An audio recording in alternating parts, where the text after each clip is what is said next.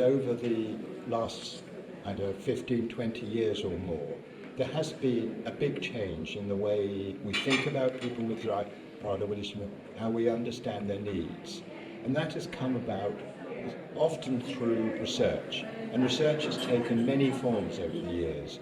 But what I think we can be clear about now is what research has done is help us understand the particular challenges. This may include the tendency to overeat. It may include the problems of needing hormones, or sometimes the problems of the emotional outbursts that they know. We understand those now. We've come so far in the last 20 years and even 10 years, and I think what we knew 10 years ago, what we know now is changing and evolving rapidly. And it's important that we understand that and move with those times. The big one, and I suppose everybody's going to talk about this, is managing hyperphagia.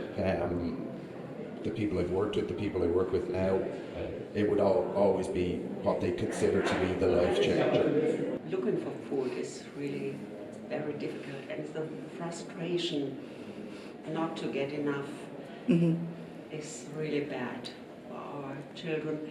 So that would be one focus.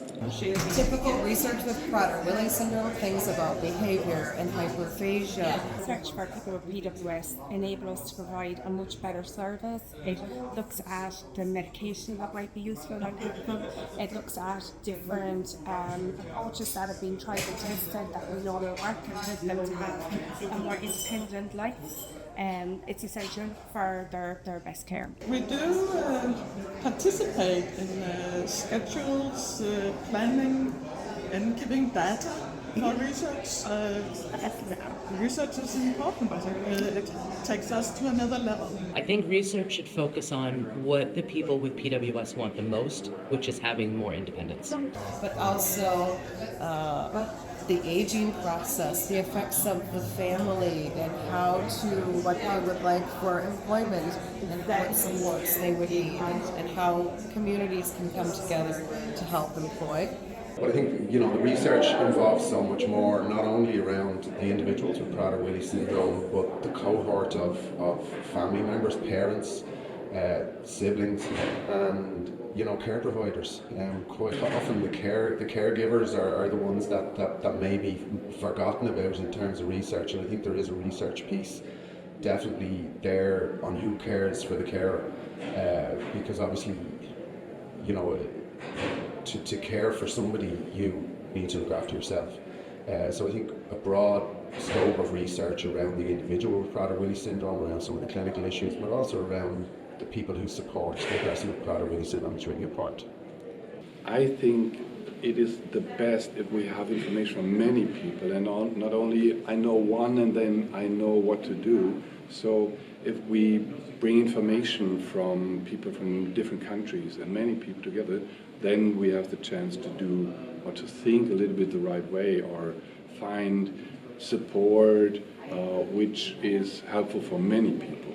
With more research, we have more understanding, and we have a better way to help them overcome the challenges that they do have. Research is imperative. We need research, but we always have to think about it's a part of the whole thing. It's a part which may help us to come to a better basic, and then they can grow up with more possibilities. Having researchers and people from pharmacy companies at the conference working alongside those people who are developing drugs, and we did art therapy, and in my group one of the fellows from Spain's pharmaceutical company was there, and just they were fascinated to learn and get to know. You work with people with Prader-Willi syndrome every day and hear the intimate details of how they are and what it's like to live and work with them. That's something that the researchers here really got a good first look at. I think research is important. It just brings awareness to everybody. It brings to light the important topics of Prader-Willi syndrome and how unique it is. And I think we're at the stage in research where we are genuinely looking towards developing new treatments that could be transformative. So I think research leads to understanding, and understanding then potentially leads to new approaches, maybe specific treatments, new ways of supporting people, but ultimately to improving their lives.